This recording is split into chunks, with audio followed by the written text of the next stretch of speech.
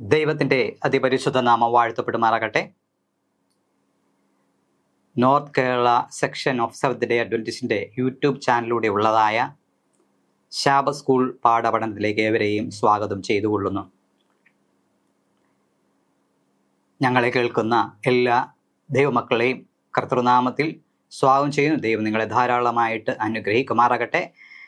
കഴിഞ്ഞ ആഴ്ചയിൽ യാഗത്തെ മനസ്സിലാക്കുന്നതിനെ കുറിച്ച് നമ്മൾ ചർച്ച ചെയ്യുകയുണ്ടായി.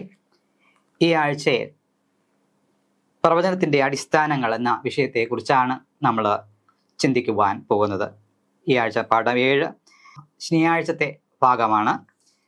ഈ പഠനത്തിനുള്ളതായ വേദഭാഗങ്ങൾ യെശയ്യാ പ്രവചനം 6-ാം അധ്യായം 6 മുതൽ 8 വരെയുള്ളതായ വേദഭാഗം, ഉൽപ്പത്തി പുസ്തകം 3-ാം അധ്യായം 21 മുതൽ 24 വരെയുള്ളതായ വേദഭാഗം, എസെക്കിയേൽ പ്രവചനം 1-ാം അധ്യായം 4 മുതൽ 14, വെളിപ്പാട് പുസ്തകം 4-ാം അധ്യായം 1 മുതൽ 11 വരെയുള്ളതായ വേദഭാഗം, സംഖ്യ പുസ്തകം 2-ാം അധ്യായം അതിൻ്റെ 3 മുതൽ 25 വരെയുള്ളതായ വേദഭാഗം, യെശയ്യാ പ്രവചനം 14-ാം അധ്യായം 12 മുതൽ 14 വരെയുള്ളതായ വേദഭാഗങ്ങളിലാണ് ഈ ആഴ്ചത്തെ പാഠം തയ്യാറാക്കിയിരിക്കുന്നത്. മനപ്പാഠവാക്യം യെശയ്യാ പ്രവചനം 6-ാം അധ്യായം 8-ാം വാക്യമാണ്. അനന്തരം ഞാൻ ആരെ അയക്കേണ്ടു, ആർ നമുക്ക് വേണ്ടി പോകും എന്ന് ചോദിക്കുന്ന കർത്താവിൻ്റെ ശബ്ദം കേട്ടിട്ട് അടിയനിതാ, അടിയനെ അയക്കണമേ എന്ന് ഞാൻ പറഞ്ഞു. അനന്തരം ഞാൻ ആരെ അയക്കേണ്ടു, ആർ നമുക്ക് വേണ്ടി പോകും എന്ന് ചോദിക്കുന്ന കർത്താവിൻ്റെ ശബ്ദം കേട്ടിട്ട് അടിയനിതാ, അടിയനെ അയക്കണമേ എന്ന് ഞാൻ പറഞ്ഞു. യെശയ്യാ പ്രവചനം 6-ാം അധ്യായം 8-ാം വാക്യമാണ്. കണ്ണടച്ച് പ്രാർത്ഥിക്കാം. ഞങ്ങളെ സ്നേഹിക്കുകയും പരിപാലിക്കുകയും ചെയ്യുന്ന സ്വർഗീയ പിതാവേ, തിരുനാമത്തിന് നന്ദിയോടെ ഞങ്ങൾ സ്തുതിക്കുന്നു, സ്തോത്രം ചെയ്യുന്നു. ഇന്ന് പ്രഭാതം മുതൽ ഈ സമയം വരെയും അങ്ങയുടെ കരങ്ങളാൽ അടിയങ്ങളെ താങ്ങി നടത്തിയല്ലോ. ആ വലിയ ദയക്കായി തിരുമേനി നന്ദിയോടെ സ്തുതിക്കുന്നു, സ്തോത്രം ചെയ്യുന്നു. അടിയങ്ങൾ പാപികളായിരുന്നപ്പോൾ അങ്ങയുടെ പുത്രനാൽ ഞങ്ങളെ വീണ്ടെടുത്ത ആ വലിയ ദയക്കായി സ്തോത്രം. അവിടുന്ന് ഞങ്ങളോട് കാരുണ്യം കാണിച്ചു തോർത്ത് ഞങ്ങൾ നന്ദിയോടെ സ്തുതിക്കുന്നു. കർത്താവെ, അവിടുത്തെ കരങ്ങളിൽ അടിയങ്ങളെ താഴ്ത്തി സമർപ്പിക്കുന്നു. ഇന്ന് അങ്ങയുടെ വചനം പഠിക്കുവാൻ അടിയങ്ങളെ അവിടുന്ന് ശക്തീകരിക്കണമേ. അങ്ങയുടെ ആത്മാവിനാൽ അവിടുന്ന് ഞങ്ങളെ ബലപ്പെടുത്തി അടിയങ്ങളുടെ കണ്ണുകളെ അവിടുന്ന് പ്രകാശിപ്പിക്കുമാറാകണം. തിരുവചനത്തെ പൂർണ്ണമായി ഗ്രഹിപ്പാൻ, അതിൻവണ്ണം ഞങ്ങളുടെ ജീവിതങ്ങളെ ക്രമീകരിപ്പാൻ അടിയങ്ങളെ ഓരോരുത്തരെയും അവിടുന്ന് അനുഗ്രഹിക്കുകയും ഒരുക്കുകയും ചെയ്യുമാറാകണമേ എന്ന് പ്രാർത്ഥിക്കും. ഇന്ന് തിരുവചനം പഠിക്കുവാൻ കണ്ടുവന്നു വന്ന എല്ലാ ദൈവമക്കളെയും അവിടുന്ന് അനുഗ്രഹിക്കണം. അങ്ങയുടെ ആത്മാവിനാൽ നിറയ്ക്കണം. അങ്ങയുടെ വരവിൽ പ്രത്യാശയോടുകൂടെ കാണപ്പെടുവാൻ അടിയങ്ങൾ ഓരോരുത്തരും ഒരുക്കണം. സകല മാനവും മഹത്വവും പുകഴ്ചയും തിരുമിനെടുക്കണം. യേശുമൂലം താഴ്മയായി ചോദിക്കുന്നു, കൃപയോടെ കേൾക്കണം പരിശുദ്ധ പിതാവേ, ആമേൻ. ദൈവത്തിൻ്റെ അതിപരിശുദ്ധ നാമം വാഴ്ത്തപ്പെടുമാറാകട്ടെ. തിരുവചനം പഠിക്കുമ്പോൾ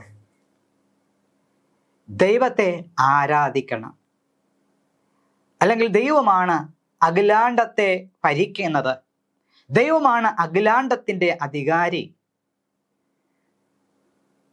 അതിനുള്ളതായ കാരണം ദൈവമാണ് നമ്മെ സൃഷ്ടിച്ചത്. സകലത്തെയും ദൈവം ഒന്നുമില്ലായ്മയിൽ നിന്ന് ഉളവാക്കിയ ശേഷം ദൈവം നിലത്തെ പൊടി കൊണ്ട് മനുഷ്യനെ, നമ്മെ ഓരോരുത്തരെയും രൂപപ്പെടുത്തി, അല്ലെങ്കിൽ മനുഷ്യനെ ഉണ്ടാക്കി എന്ന് നമുക്ക് കാണുവാൻ കഴിയും. ദൈവം ഒരുത്തനിൽ നിന്ന് സകല ഭൂവാസികളെയും ഉളവാക്കിയ ദൈവമാണ്. ആയതിനാൽ ലോകത്തെ ഭരിക്കുന്നതിനും ആരാധന സ്വീകരിക്കുന്നതിനും ദൈവം യോഗ്യനാണ് എന്ന് തിരുവചനം നമ്മെ പഠിപ്പിക്കുന്നു.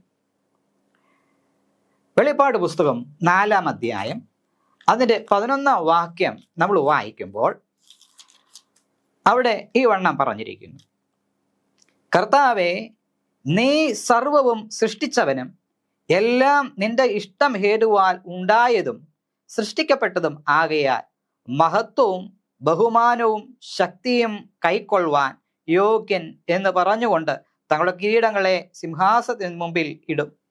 ഇത് ദൈവത്തിൻ്റെ വചനത്തിൽ നമുക്ക് കാണുവാൻ കഴിയും. സകലത്തെയും ദൈവമാണ് ഉണ്ടാക്കിയത്, ദൈവമാണ് നമ്മുടെ ഉടയവനെന്ന് ദൈവത്തിൻ്റെ വചനം നമ്മെ പഠിപ്പിക്കുകയാണ്. സങ്കീർത്തനം 95:6 വാക്യം നാം വായിക്കുമ്പോൾ അവിടെ നമ്മൾ വായിക്കുന്നത്, വരുവിൻ നാം വണങ്ങി നമസ്കരിക്കുക, നമ്മെ നിർമ്മിച്ച യഹോവയുടെ മുമ്പിൽ മുട്ടുകുത്തുക, അവൻ നമ്മുടെ ദൈവമാകുന്നു, നാമോ അവൻ മേയിക്കുന്ന ജനവും അവൻ്റെ കൈക്കിലെ ആടുകളും തന്നെ എന്ന് രേഖപ്പെടുത്തിയിരിക്കുന്നു. അപ്പോൾ ദൈവം ആരാധന സ്വീകരിക്കുവാൻ യോഗ്യനാണ്. കാരണം അവനാണ് നമ്മെ നിർമ്മിച്ചത്, അവനാണ് നമ്മെ നിർമ്മിച്ചത് എന്ന് നമുക്ക് കാണുവാൻ കഴിയും. അപ്പം സകലത്തിൻ്റെ ഉടയവനായ ദൈവമാണ് ലോകത്തെ നിയന്ത്രിക്കുന്നത്, ലോകത്തെ ഭരിക്കുന്നത്. കാരണം അവനാണ് സകലത്തിൻ്റെയും ഉടയവൻ, സൃഷ്ടിതാവ് എന്ന് ദൈവത്തിൻ്റെ വചനം വളരെ വ്യക്തമായിട്ട് നമ്മെ പഠിപ്പിക്കുന്നു. ദൈവത്തിൻ്റെ നീതിയുള്ള സ്വഭാവത്തെ ശരിയായ വണ്ണം നമുക്ക് ഗ്രഹിക്കുവാൻ കഴിഞ്ഞാൽ എന്തുകൊണ്ട് അല്ലെങ്കിൽ എങ്ങനെ മനുഷ്യൻ ദൈവ തേജസ് നഷ്ടപ്പെട്ടവനായി തീർന്നു, പാപത്തിൽ വീണുപോയി എന്നുള്ളതായ യഥാർത്ഥ ചിത്രം നമുക്ക് മനസ്സിലാക്കുവാൻ കഴിയും. റോമർക്ക് എഴുതിയ ലേഖനം 3-ാം അധ്യായം അതിൻ്റെ 23-ാം വാക്യം നാം വായിക്കുമ്പോൾ അവിടെ ഈ വണ്ണം പറഞ്ഞിരിക്കുന്നു, ഒരു വ്യത്യാസമില്ല, എല്ലാവരും പാപം ചെയ്ത് ദൈവ തേജസ് ഇല്ലാത്തവരായി തീർന്നു. അവൻ്റെ കൃപയാൽ ക്രിസ്തുയേശുവിങ്കിലെ വീണ്ടെടുപ്പ് മൂലം സൗജന്യമായി നീതീകരിക്കപ്പെടുന്നത് വിശ്വസിക്കുന്നവർക്ക് അവൻ തൻ്റെ രക്തം മൂലം പ്രായശ്ചിത്തമാകുവാൻ ദൈവം അവനെ പരസ്യമായി നിർത്തിയിരിക്കുന്നു. ഇവിടെ നമുക്ക് കാണുവാൻ കഴിയുന്നത്, പാപത്തിൽ ആണ്ടുപോയതായ മാനവരാശിയെ ദൈവം വീണ്ടെടുക്കുന്നതിൻ്റെതായ, പാപത്തിൽ ആണ്ടുപോയ മാനവരാശി അവരെ വീണ്ടെടുക്കുവാനുള്ളതായ പരിഹാര മാർഗമാണ് നമുക്കിവിടെ കാണുവാൻ കഴിയുന്നത്. കർത്താവായ യേശുവിൻ്റെ രക്തത്താൽ നാം വീണ്ടെടുക്കപ്പെട്ടവരാണ്. ഈ ആഴ്ചയിലെ പാഠം നാം പഠിക്കുമ്പോൾ അത് നമ്മെ കൊണ്ടെത്തിക്കുന്നത് സ്വർഗത്തിലെ ദൈവത്തിൻ്റെ സിംഹാസനത്തിന് അരികിലെയാണ്. അവിടെ നീതി സ്വരൂപനായ ദൈവത്തിൻ്റെ സ്നേഹത്തെ നാം മനസ്സിലാക്കുമ്പോൾ പരിശുദ്ധനായ ദൈവവും മനുഷ്യനും തമ്മിലുള്ളതായ ബന്ധത്തെ കർത്താവായ യേശു ക്രിസ്തുവിൻ്റെ രക്തത്താൽ, അവൻ്റെ യാഗത്താൽ എങ്ങനെയാണ് നമ്മെ പിതാവിനോടുകൂടെ അല്ലെങ്കിൽ സ്വർഗത്തിൻ്റെ സ്വർഗീയ സിംഹാസനത്തോട് അടുത്തു ചെല്ലുവാൻ തക്കവണ്ണം നമ്മെ യഥാസ്ഥാനപ്പെടുത്തിയിരിക്കുന്നതിൻ്റെ ഒരു ചിത്രം നമുക്ക് മനസ്സിലാക്കുവാൻ സാധിക്കും. തന്മൂലം മറ്റുള്ള സൃഷ്ടികളോടൊത്ത് ദൈവത്തിൻ്റെ തേജസ്സിനെ വെളിപ്പെടുത്തുവാൻ തക്കവണ്ണം നമുക്ക് ഒരു പ്രാവശ്യം കൂടെ ദൈവം അവസരം തന്നിരിക്കുകയാണ്. ദൈവ സ്നേഹത്തെ മനസ്സിലാക്കുവാൻ തക്കവണ്ണം അത് നമ്മെ പ്രാപ്തരാക്കി തീർക്കുന്നു. നമ്മുടെ വീണ്ടെടുപ്പ്, പാപത്തിൽ നിന്നുള്ളതായ മോചനം എന്നിവയെക്കുറിച്ച് കൂടുതൽ മനസ്സിലാക്കുവാൻ തക്കവണ്ണം ദൈവം നമ്മെ സഹായിക്കുന്നു. ദൈവത്തിൻ്റെ തിരുവെഴുത്ത് കൂടുതലായി പഠിക്കും തോറും അതിൻ്റെ ആഴം ഗ്രഹിക്കുവാൻ ദൈവം നമ്മെ സഹായിക്കുന്നു. ഇന്ന് നാം കാണുന്നതായ ഈ മാനുഷിക മത്സരങ്ങളൊക്കെ അവസാനിക്കുന്നതായ ഒരു നാഴിക ഏറ്റവും അടുത്തുകൊണ്ടിരിക്കുകയാണ്. ദൈവത്തിൻ്റെ സ്നേഹത്തെ മനസ്സിലാക്കുവാനും അതുപോലെ സ്വയവർജനം, സ്വയത്യാഗം, അതിൻ്റെ കഥ മനസ്സിലാക്കുവാൻ ദൈവം നമ്മെ വീണ്ടെടുപ്പിൻ്റെതായ ആ കഥ മനസ്സിലാക്കുവാൻ തക്കവണ്ണം ഈ ഒരു കാര്യം നമ്മെ സഹായിക്കുന്നു. ദൈവ സ്നേഹത്തെ നാം യഥാർത്ഥമായി ആരാഞ്ഞറിയുക. ആ പരിജ്ഞാനം സകല രഹസ്യങ്ങളെയും അറിയുവാൻ തക്കവണ്ണം നമ്മെ പ്രാപ്തരാക്കുന്നു. ഞായറാഴ്ചത്തെ പാഠത്തിലേക്ക് നാം കടന്നു വരുമ്പോൾ അടിയനിതാ അടിയനെ അയക്കണമേ എന്ന് ഉള്ളതായ വിഷയമാണ്. അടിയനിതാ അടിയനെ അയക്കണമേ എന്നുള്ള വിഷയത്തെ കുറിച്ചാണ്. യെശയ്യാ പ്രവചനം നാം പഠിക്കുമ്പോൾ ആണ് ഈ ഭാഗത്തെക്കുറിച്ച് കൂടുതലായിട്ട് നമുക്ക് മനസ്സിലാക്കുവാൻ സാധിക്കുന്നത്. പ്രത്യേകിച്ച് അന്ധകാരം നിറഞ്ഞിരിക്കുന്നതായ ഒരു മുറിയിൽ അവിടെ നമ്മൾ വെളിച്ചം കടത്തിവിടുകയാണെങ്കിൽ ആ റൂമിൻ്റെ അവസ്ഥ, ആ മുറിയുടെ അവസ്ഥ നമുക്ക് മനസ്സിലാക്കുവാൻ കഴിയും. എന്ന് പറഞ്ഞതുപോലെ യെശയ്യാ പ്രവചനം പഠിക്കുമ്പോൾ യെശയ്യാ പ്രവാചകന് ദൈവത്തിൻ്റെ സിംഹാസനത്തിൻ്റെ ഒരു ദർശനം ലഭിക്കുകയുണ്ടായി. തന്മൂലം തൻ്റെ ബലഹീനത, തൻ്റെ അകർത്യം, തൻ്റെ പാപം എന്താണെന്ന് വ്യക്തമായിട്ട് യെശയ്യാ പ്രവാചകന് മനസ്സിലാക്കുവാൻ സാധിച്ചു. താൻ പാപിയാണ്, ശുദ്ധിയില്ലാത്ത അധരങ്ങളുള്ള വ്യക്തിയാണ്, ശുദ്ധിയില്ലാത്ത അധരങ്ങളുള്ള മനുഷ്യരുടെ കൂടെ പാർക്കുന്നു എന്ന് അദ്ദേഹം സ്വയമായി മനസ്സിലാക്കുകയാണ്. ദൈവസന്നിധിയിൽ നിൽപ്പാൻ ഞാൻ യോഗ്യനല്ല എന്ന് യെശയ്യാ പ്രവാചകന് മനസ്സിലാവുകയാണ്. അങ്ങനെ യെശയ്യാ പ്രവാചകൻ തന്നെ തന്നെ ദൈവകരങ്ങളിൽ സമർപ്പിച്ചപ്പോൾ അവിടെ നിന്ന് കെരൂബ് ഒരു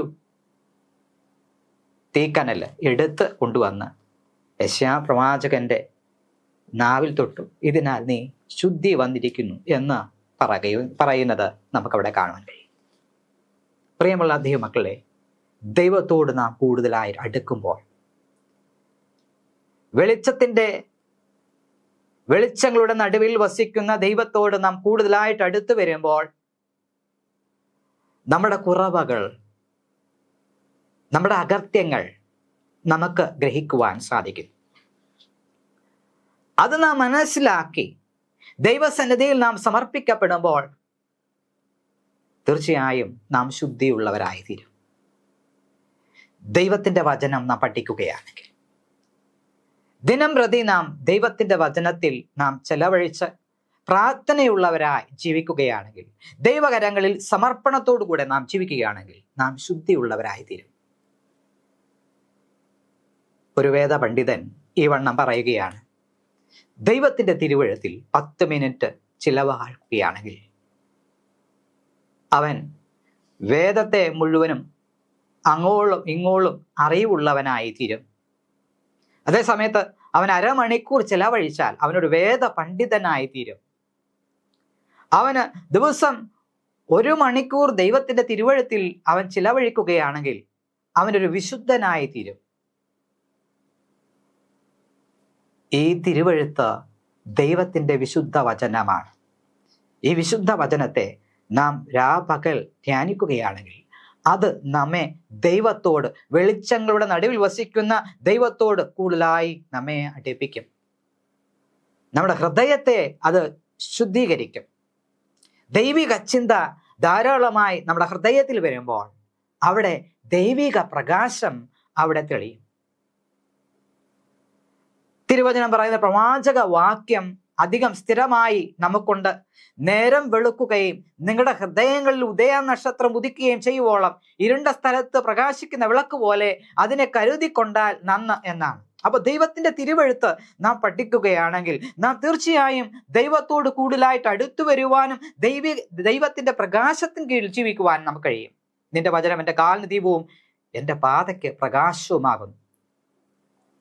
അപ്പോ പ്രകാശം നമ്മളിൽ ചൊരിയുമ്പോൾ മാത്രമാണ് പാപത്തെക്കുറിച്ച് നമുക്ക് ബോധം വരുന്നത്. അതുകൊണ്ടാണ് ദൈവം പാപത്തിന്റെ പരിജ്ഞാനമായിരിക്കുന്ന ന്യായപ്രമാണം അനുസരിപ്പാൻ തക്കവണ്ണം മനുഷ്യന് കൊടുത്തത്. മനുഷ്യൻ പാപം കൂടാതെ ജീവിക്കണം, ദൈവത്തോട് അടുത്തു വരണം, അന്ധകാരത്തിൽ നിന്ന് വെളിച്ചത്തിലേക്ക് അവൻ കടന്നു വരണം എന്ന് ദൈവം ആഗ്രഹിക്കുന്നു. യെശയ്യാ പ്രവാചകൻ ദൈവത്തിന്റെ തേജസ് കണ്ടപ്പോൾ അവന്റെ അവസ്ഥ മനസ്സിലാക്കി. ദൈവത്തിന്റെ വചനം നാം വായിക്കുമ്പോൾ, ദൈവത്തിന്റെ വെളിച്ചമായിരിക്കുന്ന ഈ വചനം വായിക്കുമ്പോൾ അവിടെ നമ്മുടെ പാപങ്ങളെക്കുറിച്ചും നമുക്ക് ബോധം വരും. അത് നമ്മെ നീതിപാതയിലേക്ക് നയിക്കും. കർത്താവായ യേശുവിന് അരികിലേക്ക് നമ്മെ നയിക്കും. നാം പാപികളാണെന്നുള്ളതായ ബോധം അത് നമുക്ക് തരും. അതിന് പരിഹാരകൻ കർത്താവായ യേശു ക്രിസ്തുവാണ് എന്ന് അത് നമ്മെ ഉത്ബോധിപ്പിക്കും. അതിന് പ്രകാരം നമുക്ക് രക്ഷയിലേക്ക് നമുക്ക് കടന്നു വരാം. രക്ഷയുടെ പരിജ്ഞാനമാണ് ദൈവത്തിന്റെ വചനം നമുക്ക് നൽകുന്നത് എന്ന് ദൈവത്തിന്റെ വചനം നമ്മെ പഠിപ്പിക്കുന്നു. അങ്ങനെ നാം കടന്നു വരുമ്പോൾ യെശയ്യാ പ്രവാചകന് ലഭിച്ചതുപോലുള്ളതായ ഒരു വലിയ ഒരു ദൗത്യം നമ്മുടെ മേൽ ചെന്നു. ഇവിടെ യെശയ്യാ പ്രവാചകൻ ശുദ്ധി ആയി കഴിഞ്ഞപ്പോൾ ദൈവത്തിന്റെ ദൂതൻ അവനെ നാവിൽ തീക്കനൽ തൊടുവിച്ച് അവനെ ശുദ്ധനാക്കി തീർത്തപ്പോൾ അവൻ കേട്ട ശബ്ദമാണ്, ഞാൻ ആരെ അയക്കേണ്ടു, ആർ നമുക്ക് വേണ്ടി പോകും എന്ന് ചോദിക്കുന്ന കർത്താവിന്റെ ശബ്ദം കേട്ടിട്ട് അടിയനെ അയക്കണമേ എന്ന് യെശയ്യാ പ്രവാചകൻ പറയുന്നു. പ്രിയമുള്ള ദൈവമക്കളെ, നാം ദൈവത്തോടു കൂടെ ചേർന്നിരിക്കുന്നതായ സമയം, ദൈവത്തിന്റെ ആത്മാവിനെ നാം പ്രാപിക്കുന്നതായ സന്ദർഭത്തിൽ, അത് ശക്തിയോടെ നമുക്ക് ലഭിക്കുന്നതായ സന്ദർഭത്തിൽ ദൈവത്തിന് വേണ്ടിയുള്ളതായ ആ വേല തികയ്ക്കുവാൻ നമുക്ക് സാധിക്കും.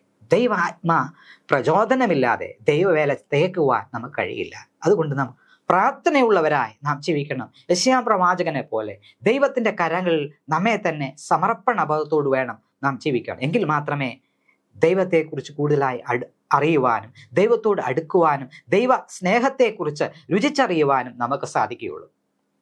അങ്ങനെ മാത്രമേ സംതൃപ്തിയോടുകൂടെ ദൈവത്തിന്റെ വേല തികയ്ക്കുവാൻ നമുക്ക് ശക്തി പ്രാപിക്കുവാൻ കഴിയുള്ളൂ. അതിനുവേണ്ടി നാം ദൈവകരങ്ങളിൽ നാം നമ്മെ തന്നെ സമർപ്പിക്കുക. നമുക്ക് തിങ്കളാഴ്ചത്തെ പാഠത്തിലേക്ക് നമുക്ക് കടന്നു വരാം. 2 കെരൂബുകൾ എന്നുള്ളതായ പാഠം. തിരുവചനം വായിക്കുമ്പോൾ കെരൂബുകളെ നമുക്ക് ആദ്യമായി കാണുവാൻ സാധിക്കുന്നത് ഉൽപ്പത്തി പുസ്തകത്തിലാണ്. നമ്മുടെ ആദ്യ മാതാപിതാക്കൾ ദൈവ കൽപ്പന അനുസരിക്കാതെ ദൈവ കൽപ്പന ലംഘിച്ചതിന്റെ ഫലമായി അവർക്ക് ഏദൻ തോട്ടം, ആ ഏദൻ പർദീസ് അവർ നഷ്ടമായി തീർന്നു.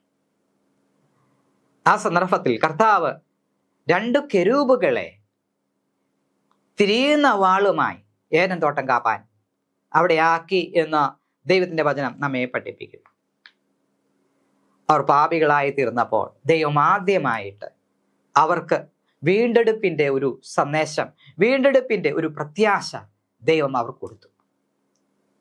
എന്നുള്ളതായ അവസ്ഥ മാറി അവർക്ക് നഷ്ടപ്പെട്ടു പോയതായ ഈ ഏദൻ പർദീസ അവർക്ക് തിരികെ നൽകുമെന്നുള്ളതായ വാഗ്ദത്തം. ഉൽപ്പത്തി പുസ്തകം 3-ാം അധ്യായം അതിന്റെ 15-ാം വാക്യം നാം വായിക്കുമ്പോൾ അവിടെ സ്ത്രീയുടെ സന്തതി സർപ്പത്തിന്റെ തല തകർക്കും എന്ന് അവിടെ പറയുന്നു. ഇവിടെ ഞാൻ നിനക്കും സ്ത്രീക്കും നിന്റെ സന്തതിക്കും അവളുടെ സന്തതിക്കും തമ്മിൽ ശത്രുത്വം ഉണ്ടാക്കും, അവൻ നിന്റെ തല തകർക്കും, നീ അവന്റെ കുതികാൽ തകർക്കും എന്ന് ഇവിടെ ആദ്യത്തെ വാഗ്ദത്തമാണ്. അല്ലെങ്കിൽ അവർ പാപത്തിൽ നിന്ന് വീണ്ടെടുക്കുവാനുള്ള പരിഹാരം ഓതുന്ന ആദ്യത്തെ പ്രത്യാശ നൽകുന്ന ആദ്യത്തെ വാഗ്ദത്തമാണ്. ഇതിന് നമ്മൾ പ്രോട്ടോ ഇവാഞ്ചലിസം എന്ന് പറയും, ആദ്യത്തെ സുവിശേഷം എന്ന് നമുക്ക് കാണുവാൻ കഴിയും. ഉൽപ്പത്തി പുസ്തകം 3-ാം അധ്യായം അതിന്റെ 15-ാം വാക്യത്തിൽ കാണുന്നതാണ് ആദ്യത്തെ സുവിശേഷം എന്ന് പറഞ്ഞിരിക്കുന്നത്. പാപം ചെയ്ത മനുഷ്യന് ആദ്യം കൊടുത്തതായ പ്രത്യാശയുടെ സന്ദേശമാണ് ഈ ഒരു വാക്ക്. ഏദൻ തോട്ടത്തിൽ 2 കെരൂബുകളെ തിരിയുന്ന വാളുമായി നിർത്തി എന്ന് നമുക്കിവിടെ കാണുവാൻ സാധിക്കും. ഈ കെരൂബുകള് ശരിയായ വണ്ണം ഒരു പ്രത്യാശയ്ക്ക്, അവരുടെ വീണ്ടെടുപ്പിന്റെ പ്രത്യാശ നൽകുന്നതായ ഒരു കാര്യമാണ്. കാരണം കെരൂബുകൾ എപ്പോഴും ദൈവത്തിന്റെ സന്നിധിയിൽ നിൽക്കുന്നവരാണ്, അല്ലെങ്കിൽ യഹോവയെ വഹിക്കുന്നവരാണ് കെരൂബുകൾ. ദൈവത്തോട് ചേർന്നിരിക്കുന്നവരാണ് കെരൂബുകൾ എന്ന് നമുക്ക് കാണുവാൻ സാധിക്കും. ദൈവ തിരുവചനം പഠിക്കുമ്പോൾ നമുക്ക് കാണുവാൻ കഴിയും. ഈ പർദീസയുടെ കവാടം കാക്കുവാൻ കെരൂബുകൾ അവിടെ ഉണ്ടായിരുന്നു. ഏദൻ പർദീസയിൽ കെരൂബുകൾ അവിടെ നിർത്തി എന്ന് നമുക്ക് കാണാൻ കഴിയും. ഇത് അർത്ഥമാക്കുന്നത് മനുഷ്യന് രക്ഷയുടെ ഒരു പ്രത്യാശ ദൈവം നൽകുന്നു എന്നാണ്. മനുഷ്യനെന്നും പാപികളായി ജീവിക്കുവാൻ ഇടവരാതെ അവനെ വീണ്ടും യഥാസ്ഥാനപ്പെടുത്തി പാപത്തിൽ നിന്ന് മോചനം നൽകി അവനെ വിശുദ്ധിയുടെ പദവിയിലേക്ക് കൊണ്ടുവന്ന് പർദീസായിൽ വീണ്ടും പ്രവേശിപ്പിക്കുക എന്നതാണ് ദൈവത്തിന്റെ ഉദ്ദേശം. മറിച്ച് അവൻ പാപികളായി തീർന്ന് എന്നേക്കും ജീവിച്ചിരിക്കുവാൻ തക്കവണ്ണം ഇടവരരുത്, നശിച്ചു പോകുന്നവനായി തീരരുത് എന്ന് ദൈവം ആഗ്രഹിക്കുന്നു. നമുക്കറിയാം, പാപത്തിന്റെ ശമ്പളം മരണമാണ്. പാപത്തിന്റെ അനന്തരഫലം പലവിധമായ രോഗങ്ങളും ദുഃഖങ്ങളും പ്രയാസമാണ്. അപ്പൊ ഈ സന്ദർഭത്തിൽ ജീവന്റെ വൃക്ഷഫലം കൂടി പറിച്ചു തിന്ന് അവൻ എന്നേക്കും ഈ പാപത്തിന്റെ അനന്തരഫലം അനുഭവിച്ച് എന്നേക്കും ജീവിക്കുവാൻ ഇടവരരുത്. അതുകൊണ്ട് ദൈവം എന്ത് ചെയ്തു? അവരെ ഏദൻ തോട്ടത്തിൽ നിന്ന് പുറത്താക്കി കെരൂബുകളെ, ജീവവൃക്ഷത്തിലേക്ക് കടക്കാതിരിപ്പാൻ കെരൂബുകളെ അവിടെ കാപ്പാൻ ഏൽപ്പിച്ചു എന്ന് നമുക്ക് കാണാൻ കഴിയും. അവരെപ്പോഴും ഈ കെരൂബുകളെ കാണുമ്പോൾ അവർക്ക് ദൈവത്തിലുള്ളതായ ആ പ്രത്യാശ അവർക്ക് ലഭിക്കുമായിരുന്നു, രക്ഷയുടെ പ്രത്യാശ അവർക്ക് ലഭിക്കുമായിരുന്നു. വേദപണ്ഡിതന്മാർ പറയുന്നത് അവർ ആരാധിക്കുവാൻ തക്കവണ്ണം, ദൈവത്തെ ആരാധിക്കുവാൻ തക്കവണ്ണം ഇവിടെ കടന്നു വരും എന്നായിരുന്നു. ഇവിടെ ഷെക്കിന എന്ന പദം തിരുവചനത്തിലില്ല. അത് എബ്രായ പദം ഷാക്കിനായിൽ നിന്ന് ഉടലെടുത്തതാണ്.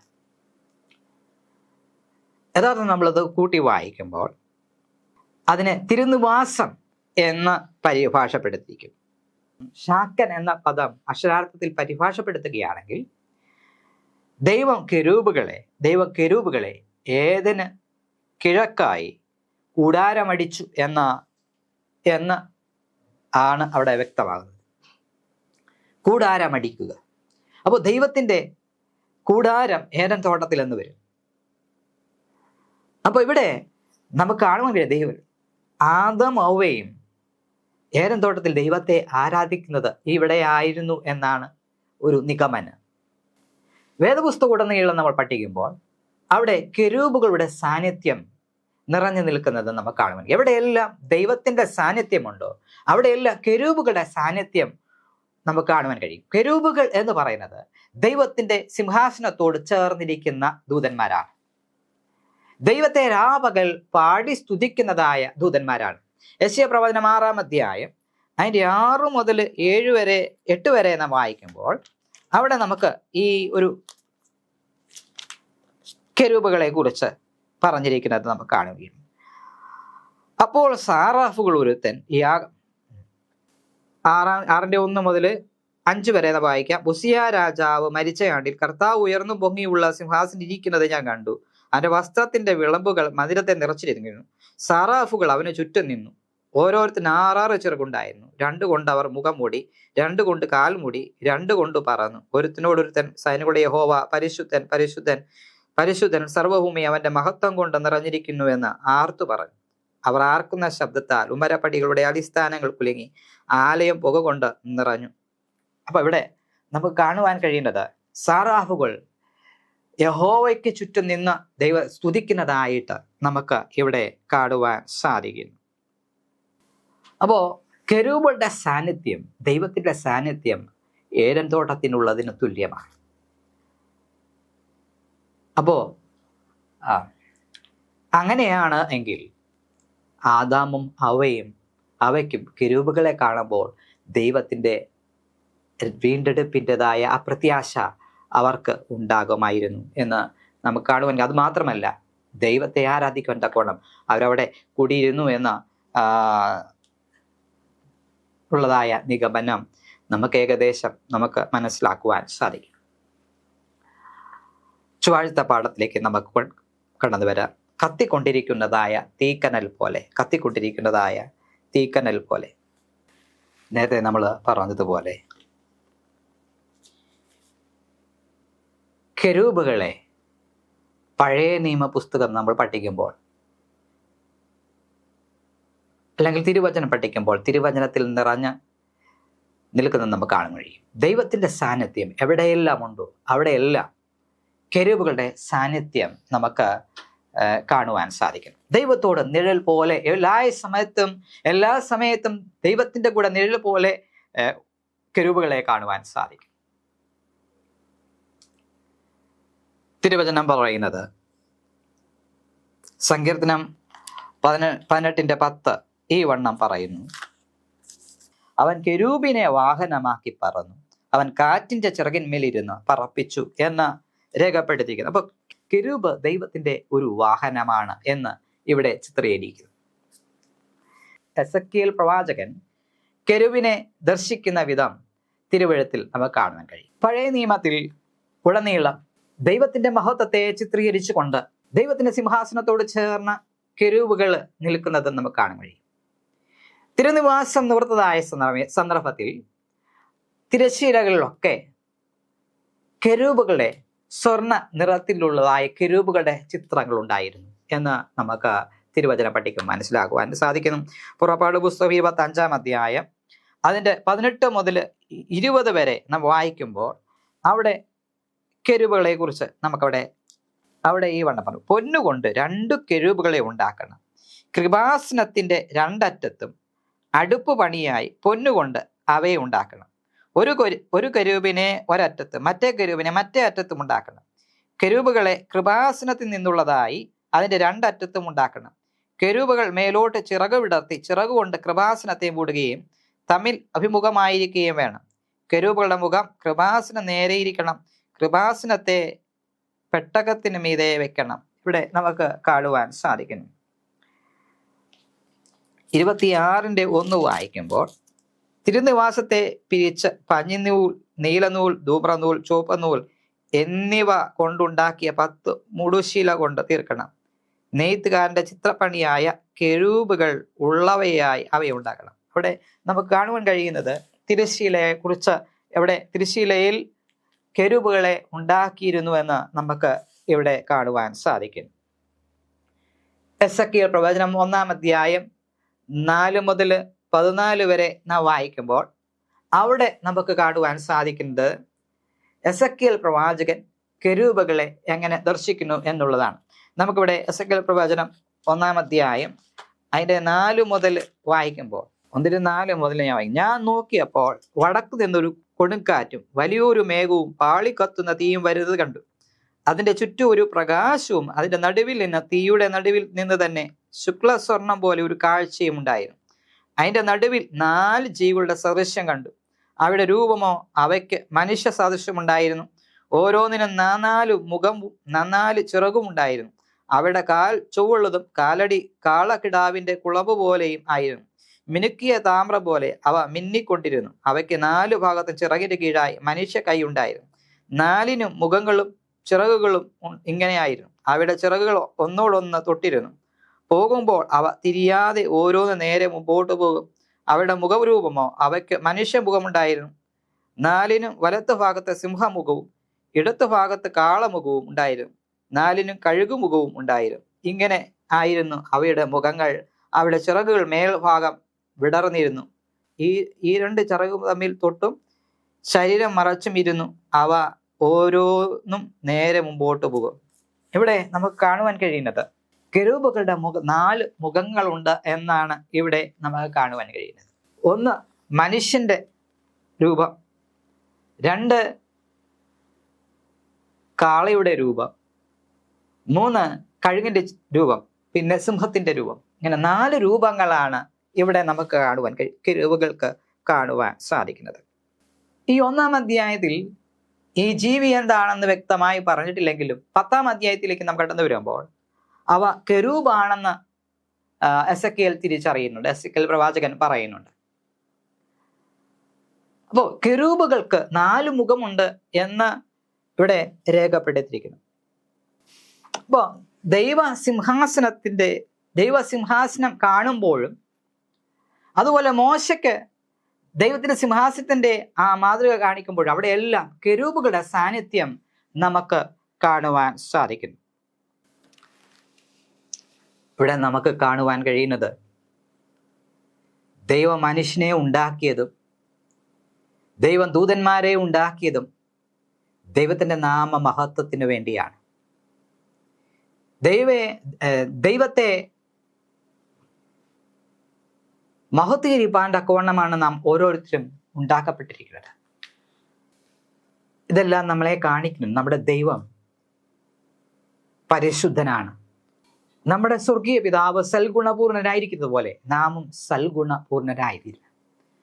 അങ്ങനെയെങ്കിൽ മാത്രമേ ദൈവത്തിന്റെ മഹത്വത്തെ മറ്റുള്ളവരുടെ മുമ്പാകെ നമുക്ക് വെളിപ്പെടുത്തുവാൻ സാധിക്കുകയുള്ളൂ. നാം ദൈവത്തിന്റെ പ്രഭാവത്തെ മറ്റുള്ളവരിലേക്ക് പകരുന്നവരായിരിക്കണം. ദൈവത്തിന്റെ പ്രകാശത്തെ മറ്റുള്ളവരിലേക്ക് പകരുന്നവരായിരിക്കണം. കർത്താവായ യേശു ക്രിസ്തു പറഞ്ഞു, നിങ്ങൾ ലോകത്തിന്റെ വെളിച്ചമാകുന്നു എന്ന് പറയുകയുണ്ടായി. സൂര്യന്റെ പ്രകാശത്താൽ ചന്ദ്രൻ ശോഭിക്കുന്നത് പോലെ ദൈവത്തിൻ്റെ ആ പ്രകാശത്താൽ നാം ശോഭിക്കണം. എങ്കിൽ മാത്രമേ ദൈവത്തെ ലോകത്തിന് നമുക്ക് വെളിപ്പെടുത്തുവാൻ നമുക്ക് സാധിക്കൂ. അതിനായിട്ട് ദൈവകരങ്ങളിൽ നമുക്ക് നമ്മെ സമർപ്പിക്കാം. ബുധനാഴ്ചത്തെ പാഠത്തേക്ക് നമുക്ക് കടന്നു വരാം. ദൈവം തൻ്റെ ജനത്തിനിടയിൽ എന്നുള്ളതായ പാഠം. പുറപ്പാട് പുസ്തകം അതിൻ്റെ 25-ാം വാക്യം വായിക്കുമ്പോൾ, ഞാൻ അവരുടെ നടുവിൽ വസിപ്പാൻ അവർ എനിക്ക് ഒരു വിശുദ്ധ മന്ദിരം ഉണ്ടാക്കണം. അപ്പൊ ദൈവത്തിന്റെ ആഗ്രഹം ജനത്തിനിടയിൽ വസിക്കണം എന്നുള്ളത് തന്നെയാണ്. ഇസ്രായേൽ മക്കളുടെ ജീവിതത്തിലേക്ക് നാം കടന്നു വരുമ്പോൾ, അവർ മിസ്രൈമിൽ പരദേശികളായി പാർക്കുന്നതായ സന്ദർഭത്തിൽ ദൈവത്തെ അറിഞ്ഞുകൂടാതെ അവർ ജീവിച്ചു. എന്നാൽ ദൈവം തൻ്റെ ഭുജവീര്യം പ്രവചിച്ചു. ബലമുള്ളതായ ഭുജവീര്യം, ദൈവം തൻ്റെ ബലമുള്ളതായ ഭുജവീര്യത്താൽ അവരെ മിസ്രൈമിൽ നിന്ന് വീണ്ടെടുത്ത് കൊണ്ടുവന്ന് ദൈവം അവരോട് പറഞ്ഞു, ഞാനാണ് നിങ്ങളെ വീണ്ടെടുത്തവൻ, ഞാനാണ് നിങ്ങളുടെ ദൈവം എന്ന് അവരോട് അറിയിച്ചു. അവർ അനുസരിച്ച് പോരേണ്ടതായ കൽപ്പനകളും ചട്ടങ്ങളും ഒക്കെ അവർ കൊടുത്തു. പകൽ മേഘസ്തംഭത്തിലും രാത്രി അഗ്നിത്തൂണുകളുടെ നടുവിലും ദൈവം അവരെ വഴി നടത്തി. നമ്മൾ ദൈവത്തിന്റെ തിരുവചനം പഠിക്കുമ്പോൾ നാം മനസ്സിലാക്കുന്നത്, ദൈവത്തിന്റെ തേജസ് എവിടെ വന്ന് നിൽക്കുമോ അവിടെ ഇസ്രായേൽ മക്കൾ കൂടാരമടിച്ചു എന്ന തിരുനിവാസം നിവർത്തിയിരുന്നു എന്ന് നമുക്ക് കാണുവാൻ കഴിയും. ഈ തിരുനിവാസത്തിന് ചുറ്റുമായി 3 ഗോത്രങ്ങൾ വീതം അവിടെ അവർ കൂടി വരുമായിരുന്നു, അല്ലെങ്കിൽ കൂടാരമടിക്കുമായിരുന്നു എന്ന് നമുക്ക് കാണുവാൻ കഴിയും. സംഖ്യാപുസ്തകം 2-ാം അധ്യായം അതിൻ്റെ 3-ാം വാക്യം നാം വായിക്കുമ്പോൾ, അവിടെ ഓരോ കൂടാരത്തിൽ അല്ലെങ്കിൽ തിരുനിവാസത്തിന്റെ ചുറ്റുമായി ഇവര് കൂടാരമടച്ചിരുന്നു. അത് ഓരോ വശങ്ങളിലായി ഓരോ ഗോത്രങ്ങൾക്ക് പറഞ്ഞിരുന്നതായ രീതിയിൽ അവർ കൂടാരമടിക്കുമായിരുന്നു. ഇവിടെ സംഖ്യാപുസ്തകം 2-ാം അധ്യായത്തിന്റെ 3-ാം വാക്യം വായിക്കുമ്പോൾ, യഹൂദ പാളയത്തിന്റെ കൊടിക്കീഴുള്ളവർ ഗണഗണമായി കിഴക്ക് സൂര്യോദയത്തിന് നേരെ പാളയം ഇറങ്ങണം. യഹൂദയുടെ മക്കൾ അമ്മിനാദാബിന്റെ മകൻ നഹശോൻ പ്രഭുവായിരിക്കണം. അവിടെ നമുക്ക് കാണാൻ കഴിയും. ഇപ്പോ യഹൂദ ഗോത്രത്തിന് കീഴിൽ യഹൂദ, ഇസഹാർ, അതുപോലെ സെബുലൻ ഗോത്രം, ഈ 3 ഗോത്രങ്ങളാണ് യഹൂദയുടെ കൊടിക്കീഴിൽ കിഴക്ക് പാളയം ഇറങ്ങിയത്.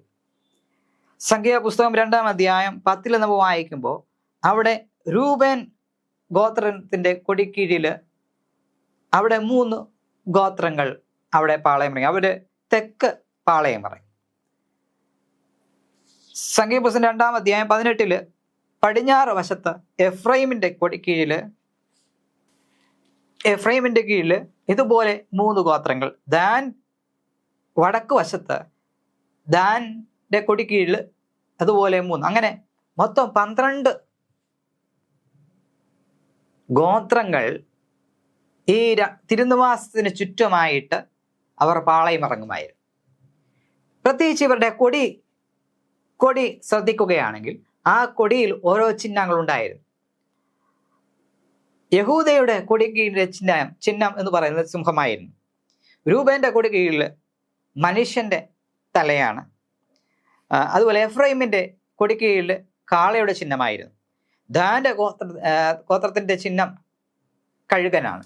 അപ്പൊ ഈ 4 കാര്യങ്ങൾ പ്രത്യേകിച്ച് നമുക്ക് എടുത്തു പറയുവാനാണ് ദൈവത്തിന്റെ സാന്നിധ്യത്തെ അത് ചിത്രീകരിക്കുക. കാരണം കെരൂബുകളുടെ മുഖഭാഗങ്ങളാണ് നമുക്കിവിടെ കാണുവാൻ കഴിയുന്നത്. ഈ 4 ഗോത്രങ്ങളുടെയും കൊടിയിലുള്ളതായ ചിഹ്നം എസെക്കൽ പ്രവചനം വർണ്ണിച്ചിരിക്കുന്നത് പോലെ കെരൂബുകളുടെ മാതൃകയായിരുന്നു പ്രതിനിധീകരിച്ചിരുന്നത് എന്ന് നമുക്ക് കാണുവാൻ കഴിയും. ഈ കൂടാരങ്ങളെ കുറിച്ചുള്ളതായ പഠനം തീർച്ചയായും വളരെ സഹായകരമായിരിക്കും. കാരണം ഇത് ദൈവം പുതിയ ഭൂമിയിലും പുതിയ ആകാശത്തിലും കൊണ്ടുവരുന്നതായ ആ കൂടാരത്തിലേക്ക് നമ്മെ ചേർക്കുന്നതിൻ്റെതായ ഒരു ചിത്രം നമുക്ക് പ്രതിനിധാനം ചെയ്യുന്നു. വെളിപ്പാട് പുസ്തകം 21 അധ്യായം അതിൻ്റെ 1, 2, 3 വാക്യം വായിക്കുമ്പോൾ, ഞാൻ പുതിയ ആകാശവും പുതിയ ഭൂമിയും കണ്ടു. ഒന്നാമത്തെ ആകാശവും ഒന്നാമത്തെ ഭൂമിയും ഒഴിഞ്ഞുപോയി, സമുദ്രം ഇനിയില്ല. പുതിയ യെരൂശലേം എന്ന വിശുദ്ധ നഗരം കർത്താവിനായി അലങ്കരിച്ചിട്ടുള്ള മണവാട്ടിയെ പോലെ ഒരുങ്ങി സ്വർഗത്തിൽ നിന്നും ദൈവസന്നിധിയിൽ നിന്ന് ഇറങ്ങുന്നത് ഞാൻ കണ്ടു. സിംഹാസനത്തിൽ നിന്നൊരു മഹാശബ്ദം പറയുന്നത് ആയി ഞാൻ കേട്ടത്, ഇതാ മനുഷ്യരോട് കൂടെ ദൈവത്തിന്റെ കൂടാരം എന്ന് രേഖപ്പെട്ടിരിക്കുന്നു. അപ്പോൾ ഇസ്രായേൽ മക്കളെ കുറിച്ച് ദൈവത്തിൻ്റെതായ ഇസ്രായേലിന്റെ ഈ കൂടാരത്തെ കുറിച്ചുള്ളതായ പഠനം നമ്മെ കൊണ്ടെത്തിക്കുന്നത് ദൈവത്തിന്റെ കൂടാരത്തിലാണ്. യഥാർത്ഥമായി ദൈവത്തിന്റെ കൂടാരത്തിലാണ്. അവിടെ സർവശക്തനായ ദൈവമായ കർത്താവ് കുഞ്ഞാടും അതിൻ്റെ മന്ദിരമാകുന്നു എന്ന് രേഖപ്പെടുത്തിയിരിക്കുന്നു.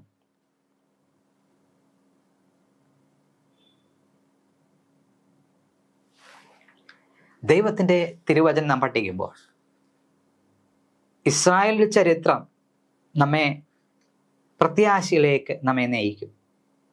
അത് നമ്മെ ദൈവത്തിൻ്റെ കൂടാരത്തിലേക്ക് നമ്മെ നയിക്കും. ആ കൂടാരത്തിൽ നമുക്ക് പ്രവേശിക്കുവാൻ ഇടയുണ്ട്. കാരണം നാം ദൈവത്തോട് കൂടുതലായി എടുത്തു വന്നാൽ, ദൈവം നമുക്ക് വേണ്ടി ചെയ്തതായ ആ കാര്യങ്ങളെക്കുറിച്ച് നാം ചിന്തിക്കുകയും കൂടുതലായ ദൈവകരങ്ങളിലേക്ക് നാം സമർപ്പിക്കുകയും ചെയ്താൽ തീർച്ചയായും ദൈവം ഒരുക്കുന്നതായ ഈ കൂടാരത്തിൽ നമുക്കും ചെന്നു ചേരുവാൻ സാധിക്കും. ദൈവത്തിൻ്റെ വചനം പറയുന്നു, നിങ്ങളുടെ ഹൃദയം കലങ്ങിപ്പോകരുത്, എന്നിലും എൻ്റെ പിതാവിലും വിശ്വസിപ്പി. എൻ്റെ പിതാവിൻ്റെ ഭവനത്തിൽ അനേക വാസസ്ഥലങ്ങളുണ്ട്.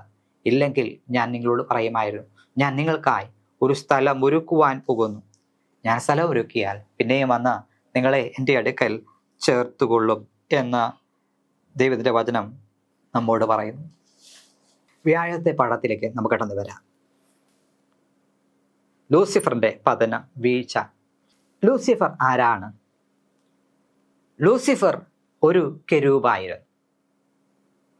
കെരൂബ് എന്ന് പറയുന്നത് ദൈവം വാഹനമേറ്റി ഓടിക്കുന്നതായ അല്ലെങ്കിൽ ദൈവത്തിന്റെ വാഹനമാണ്. കൃപാസനത്തെ മൂടുന്ന ജോലിയാണ് കെരൂബുകൾക്ക്. 2 കൊണ്ട് മുഖം മൂടി, 2 കൊണ്ട് പറന്ന്, 2 കൊണ്ട് കാൽ മൂടി ദൈവത്തെ സ്തുതിക്കുന്നതാണ് അവിടെ പ്രത്യേകത, അവർക്ക് ഏൽപ്പിച്ചതായ ദൗത്യം. മാത്രമല്ല ദൈവത്തെ മറയ്ക്കുന്ന കെരൂബുകളാണ് എന്ന് ദൈവത്തിന്റെ വചനം നമ്മെ പഠിപ്പിക്കുന്നത്. അപ്പൊ അതില് നമുക്ക് സമാഗമന കൂടാരത്തിലേക്ക് നമുക്ക് കടന്നു വരുമ്പോൾ കൃപാവസനത്തിന്റെ 2 അറ്റത്തായിട്ട് 2 ദൂതന്മാരുണ്ടായിരുന്നു. അതിന് ആ ദൂതന്മാരെയാണ് കെരൂബ് എന്ന് വിളിക്കുന്നത്. പാവം സ്വർഗത്തിൽ പ്രവേശിക്കുന്നതിന് മുമ്പ് കൃപാസനത്തെ മൂടിയിരുന്നത് ഒന്ന് ലൂസിഫർ ആയിരുന്നു. അതിലൊന്നാണ് ലൂസിഫർ എന്ന് പറയുന്നതായ ദൂതൻ. ദൈവത്തെ മറയ്ക്കുന്ന കെരൂബായിരുന്നു. ദൈവത്തോട് ചേർന്നിരുന്നതായ ഈ ലൂസിഫർ എങ്ങനെയാണ് വീണുപോയത് എന്ന് ചിന്തിക്കുമ്പോൾ എസെക്കിയേൽ പ്രവചനം 28 അതിൻ്റെ 11 മുതൽ യഹോവയുടെ അരുളപ്പാട് എനിക്കുണ്ടായതെന്നാൽ, മനുഷ്യപുത്ര, നീ സോരാജാവിന് ഒരു വിലാപം തുടങ്ങി അവനോട് പറയേണ്ടത്, യഹോവയായ കർത്താവ് ഈ പ്രകാരം അരുളി ചെയ്യുന്നു, നീ മാതൃക മുദ്രയാകുന്നു, നീ ജ്ഞാന സമ്പൂർണനും സൗന്ദര്യ സമ്പൂർണനും തന്നെ. നീ ദൈവത്തിന്റെ തോട്ടമായ ഏദനിലായിരുന്നു. താമ്രമണി, പീതരത്നം, വജ്രം, പുഷ്പരാഗം, ഗോമേദകം, സൂര്യകാന്തം, നീലക്കല്ല്, മാണിക്യം, മരതകം മുതലായ സകല രത്നങ്ങളും നിന്നെ മൂടിയിരുന്നു. നിന്നെ തീർത്ത നാളിൽ നിന്നിലുള്ള തടങ്ങളുടെയും കൂടുകളുടെയും പണി പൊന്നുകൊണ്ടുള്ളതായിരുന്നു. നീ ചിറക് വിടർത്തി മറയ്ക്കുന്ന കെരൂബായിരുന്നു. ഞാൻ നിന്നെ വിശുദ്ധ ദേവപർവ്വതത്തിൽ നിർത്തിയിരുന്നു. നീ അഗ്നിമയ രഥങ്ങളുടെ മധ്യേ സഞ്ചരിച്ചു പോന്നു. നിന്നെ സൃഷ്ടിച്ച നാൾ മുതൽ നിങ്ങൾ നീതികേട് കണ്ടതുവരെ നീ നടപ്പിൽ നിഷ്കളങ്കനായിരുന്നു. നിന്റെ വ്യാപാരത്തിന്റെ പെരുപ്പം നിമിത്തം നിന്റെ അന്തർഭാഗം സാഹസം കൊണ്ട് നിറഞ്ഞു. നീ പാപം ചെയ്തു. അതുകൊണ്ട് ഞാൻ നിന്നെ അശുദ്ധനെന്നെണ്ണി ദേവപർവ്വതത്തിൽ നിന്ന് തള്ളിക്കളഞ്ഞിരിക്കുന്നു. അപ്പോൾ പൈശാചികൻ വീഴുവാൻ അല്ലെങ്കിൽ ലൂസിഫർ വീഴുവാൻ കാരണമായി തീർന്നത് അവൻ്റെ അന്തർഭാഗത്തിൽ ഉയർന്നു വന്നതായ പാപമാണ്, അഹംഭാവം. ദൈവത്തിന് മീതെ ദൈവത്തിന് ലഭിക്കുന്നതായ ആരാധന അത് ലൂസിഫറിന് വേണം എന്നുള്ളതായ ചിന്ത. ദൈവസിംഹാസനം ലൂസിഫറിന് വേണം, ദൈവത്തിന് തുല്യമായ പദവി വേണം എന്നുള്ളതായ ഒരു ചിന്ത ലൂസിഫറിൽ ഉണ്ടായി. ദൈവത്തെ മഹത്വപ്പെടുത്തുന്നതിന് പകരം സ്വയമായി മഹത്വം വേണമെന്ന് ആഗ്രഹിച്ചതായ ഒരു ദൂതനായിരുന്നു ലൂസിഫർ. നമ്മെ എല്ലാവരെയും ദൈവത്തെ മഹത്വീകരിക്കാൻ തക്കവണ്ണം ദൈവം ഉണ്ടാക്കി. അതിൻ്റെതായ രീതിയിൽ ദൈവം നമ്മെ സൃഷ്ടിച്ചതായ രീതിയിൽ ദൈവത്തിൻ്റെ മഹത്വത്തെ വെളിപ്പെടുത്തുവാൻ നമ്മെ ഉണ്ടാക്കി. പക്ഷെ നാം പാപം ചെയ്തു ദൈവ തേജസ്സില്ലാത്തവരായി തീർന്നു. എന്നാൽ ദൈവം വീണ്ടും നമ്മെ യഥാസ്ഥാനപ്പെടുത്തി ദൈവത്തെ മഹത്വീകരിക്കാൻ തക്കവണ്ണം നമുക്ക് ഒരവസരം കൂടി ദൈവം നൽകി. ദൈവകൽപ്പനയെ നമ്മൾ അനുസരിച്ച് ജീവിച്ചാൽ, ദൈവകൽപ്പനയെ വെച്ചുള്ള ആ വിശ്വാസം നാം അനുസരിച്ച് ജീവിച്ചാൽ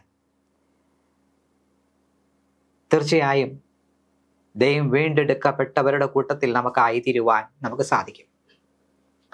ദൈവത്തിന്റെ തിരുവചനം നാം പഠിക്കുമ്പോൾ നാം മനസ്സിലാക്കുന്നത്, സ്വർഗത്തിൽ 1/3 ദൂതന്മാരെ സാത്താൻ വഞ്ചിച്ചു, അവരെ ഈ ലോകത്തിലേക്ക് വീഴ്ത്തി കളഞ്ഞു എന്ന് നമുക്ക് കാണാൻ കഴിയും. എന്നാൽ ആ ഒരു സ്ഥാനത്തേക്ക് ദൈവം വീണ്ടെടുക്കപ്പെട്ടവരെ ചേർത്തുകൊള്ളും എന്ന് നമുക്ക് കാണുവാൻ സാധിക്കും. അങ്ങനെ സ്വർഗത്തിൽ വരുത്തിയതായ ഈ ഒഴിവ് ദൈവത്തിന്റെ വീണ്ടെടുക്കപ്പെട്ട ജനത്താൽ നിറയുമെന്ന് വേദപണ്ഡിതന്മാർ പറയും. പാപത്തിൽ വീണുപോയതായ മാനവരാശി കർത്താവായ യേശു ക്രിസ്തുവിനാൽ വീണ്ടെടുക്കപ്പെടും, പുനഃസ്ഥാപിക്കപ്പെടും. അവർക്ക് നഷ്ടപ്പെട്ടു പോയതായ പർദീസ അവർക്ക് വീണ്ടും പ്രാപിക്കുവാൻ സാധിക്കും എന്ന് ദൈവത്തിന്റെ വചനം പറയുന്നു. കർത്തദാസിയായ എലൻ ജി വൈറ്റ് തന്റെ ലേഖനത്തിലൂടെ ഈ വണ്ണം പറയുന്നു, സ്വർഗത്തിൽ നിന്ന് നഷ്ടപ്പെട്ടു പോയതായ ദൂതന്മാരുടെ വിടവ് വീണ്ടെടുക്കപ്പെട്ടതായ ജനത്താൽ നിറയപ്പെടും എന്ന് രേഖപ്പെടുത്തിയിരിക്കുന്നു. ഇവിടെ നാം ദൈവത്തിന്റെ തിരുവചനം പറയുമ്പോൾ, വെളിപ്പാട് പുസ്തകം 4-5 വാക്യങ്ങൾ വായിക്കുമ്പോൾ അവിടെ പുസ്തകം തുറപ്പാനും അതിൻ്റെ മുദ്രകൾ പൊട്ടിപ്പാനും നീ യോഗ്യൻ, നീ അർക്കപ്പെട്ടു, നിന്റെ രക്തം കൊണ്ട് സർവ്വഗോത്രത്തിലും ഭാഷയിലും വംശത്തിലും ജാതിയിലും നിന്നുള്ളവരെ ദൈവത്തിനായി വിലക്ക് വാങ്ങി എന്ന് രേഖപ്പെടുത്തിയിരുന്നു. കർത്താവായ യേശു ക്രിസ്തുവിന്റെ മരണത്തെ ഇവിടെ സൂചിപ്പിക്കുകയാണ്. മാനവരാശിക്ക് വേണ്ടിയുള്ള അവരെ രക്ഷയിലേക്ക് കൊണ്ടുവരുവാനായിട്ട് ഉള്ളതായ ആ പരിഹാര മാർഗം അവിടെ നമുക്ക് കാണുവാൻ കഴിയും. അങ്ങനെ കർത്താവ് വിജയം പ്രാപിച്ചു എന്ന് നമുക്ക് കാണാൻ കഴിയുന്നു. അതുകൊണ്ടാണ് സുവിശേഷം സകല ജാതികളും ഗോത്രങ്ങളും ഭാഷകളും വംശങ്ങളുമായവരോട് അറിയിക്കുന്നത് എന്ന് നമുക്ക് കാണാൻ കഴിയും. കർത്താവായ യേശുവിന്റെ രക്തത്താൽ സകല ജാതിയിലുള്ളവരെ ദൈവം വിലക്ക് വാങ്ങി എന്ന് നമുക്കിവിടെ കാണുവാൻ കഴിയും. വെളിപ്പാട് പുസ്തകം 14-ാം അധ്യായം 6-ാം വാക്യം, അതുകൊണ്ടാണ് ഈ നിത്യസുവിശേഷം സകല ജാതികളിലേക്ക് പ്രസംഗിക്കപ്പെടുന്നത്. അവരെ ദൈവം വിലക്ക് വാങ്ങിയിരിക്കുകയാണ്. തൻ്റെ ഏകജാതനായ പുത്രനിൽ വിശ്വസിക്കുന്ന ഏവനും നശിച്ചു പോകാതെ നിത്യജീവൻ പ്രാപിക്കേണ്ടതിന് ദൈവം അവനെ നൽകുവാൻ തക്കോണം ലോകത്തെ സ്നേഹിച്ചു. കർത്താവായ യേശുവിൽ വിശ്വസിക്കുന്നവർ ഏവർക്കും ദൈവം ഒരുക്കുന്നതായ ആ സ്വർഗത്തിന് യോഗ്യരായി തീരുവാൻ കഴിയും. അതിനായുള്ള വഴി ദൈവം തുറന്നു നൽകും. ഒരിക്കലായിട്ട് ദൈവം സകല ദുഷ്ടതയും അമർച്ച ചെയ്യും. മനുഷ്യ മത്സരങ്ങളെല്ലാം കെട്ടടങ്ങും, പൈശാചിക പ്രവർത്തനങ്ങളെല്ലാം കെട്ടടങ്ങും. ദൈവം ഈ ഭൂമിയെ ശുദ്ധീകരിച്ച പുതിയ ഭൂമിയും പുതിയ ആകാശവുമായി രൂപപ്പെടുത്തും. അങ്ങനെ മനുഷ്യനോടുകൂടെ ദൈവത്തിൻ്റെ കൂടാരം ഇറങ്ങി വരും. അവിടെ കരച്ചിലും മുറവിളിയും ദുഃഖവും മുറവിളിയും ഒന്നും ഇല്ലാത്തതായ ഒരു രാജ്യം ദേശത്ത് വസിക്കുവാൻ തക്കോണം ദൈവം നമ്മെ എല്ലാവരെയും വിളിക്കുകയാണ്. പാപം വസിക്കാത്തതായ ആ സ്വർഗത്തിൽ, ദൈവത്തിൻ്റെ കൂടാരം ഉള്ളതായ ആ ഭൂമിയിൽ വസിക്കുവാൻ തക്കോണം,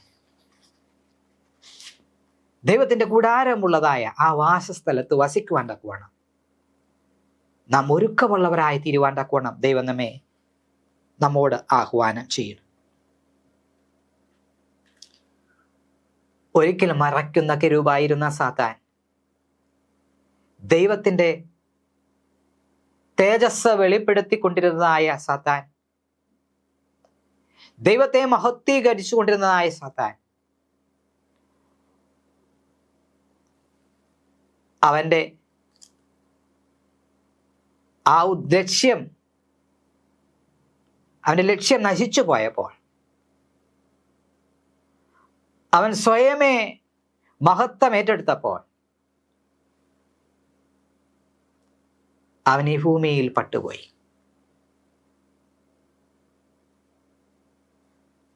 ദൈവത്തിൻ്റെ തേജസ്സിൽ നിന്ന് നഷ്ടപ്പെട്ട പോയായ മാനവരാശി, ദൈവത്തിൻ്റെ സ്നേഹത്തിൽ നിന്ന് നഷ്ടപ്പെട്ടു പോയതായ മാനവരാശി, വീണ്ടും ദൈവം അവരെ ദൈവത്തിൻ്റെ നാമത്തെ ബഹുതീരിപ്പാൻ തക്കവണ്ണം വീണ്ടും ഒരവസരം ദൈവം നൽകി. ആ സ്നേഹനിധിയായ ദൈവത്തെ നാം മനസ്സിലാക്കുമ്പോൾ നമ്മുടെ എല്ലാ പ്രശ്നങ്ങൾക്കും പരിഹാരമുണ്ടാകും. പൂർണ്ണമായ ദൈവത്തോട് നാം അടുത്തു വരുമ്പോൾ ദൈവം ഒരുക്കുന്നതായ ആ സ്വർഗത്തിന് യോഗ്യരായി ഫലം കായ്ക്കുവാൻ ദൈവം നമ്മെ ഓരോരുത്തരെയും ഒരുക്കുകയും ശക്തീകരിക്കുകയും ചെയ്യും. വേഗം വരുന്നവനായ ആ കർത്താവായ യേശുവിൻ്റെ അരികിലേക്ക്, കർത്താവായ യേശുവിൻ്റെ കൃപാസനത്തിലേക്ക് നമുക്ക് അടുത്ത് ചെല്ലാം. നമ്മുടെ പാപഭാരവുമായി കർത്താവിൻ്റെ അടുക്കിലേക്ക് കടന്നു വരുമ്പോൾ നമുക്കവിടെ സമാധാനം കണ്ടെത്തുവാൻ നമുക്ക് കഴിയും. അധ്വാനിക്കുന്നവരും ഭാരം ചുമക്കുന്നവരുമായുള്ളവരെ എല്ലാവരും എൻ്റെ അടുക്കൽ വരുവീൻ, ഞാൻ നിങ്ങൾക്ക് സ്വസ്ഥത നൽകും, ആശ്വാസം നൽകും. നമ്മുടെ പാപഭാരങ്ങൾ അവൻ നീക്കും. നാം വിശുദ്ധിയുള്ളവരായി ക്രിസ്തുവിൻ്റെ നീതിയുടെ വസ്ത്രം നാം ധരിക്കുമ്പോൾ നമ്മുടെ പാപക്കറകളെ കാണാതെ വണ്ണം അത് മുറ്റും വെടിപ്പുള്ളതാക്കി തീർക്കും. ദൈവത്തിൻ്റെ വചനം പറയും, നിങ്ങളുടെ പാപങ്ങളെ ഇനി ഞാൻ ഓർക്കുകയില്ല എന്നാണ്. അത് ഞാൻ സമുദ്രത്തിൻ്റെ ആഴത്തിലേക്ക് ഇട്ടുകളയും എന്നാണ് ദൈവത്തിൻ്റെ വചനം പറയുന്നത്. ദൈവസന്നിധിയിലേക്ക് നാം കടന്നു വരുമ്പോൾ നാം പ്രാർത്ഥനയുള്ളവരായി ദൈവത്തിൻ്റെ ദൈവത്തിൻ്റെ വചനത്തിൽ അനുദിനം പഠിച്ചുകൊണ്ട് ദൈവത്തിൻ്റെ സന്നിധിയിലേക്ക് കടന്നു വരുമ്പോൾ തീർച്ചയായും നമ്മുടെ സകലവിധമായ പ്രശ്നങ്ങൾക്ക് അവിടെ പരിഹാരം കാണുവാൻ നമുക്ക് സാധിക്കും. ദൈവം നമ്മുടെ ഈ താഴ്ചയുള്ള സ്വരൂപത്തെ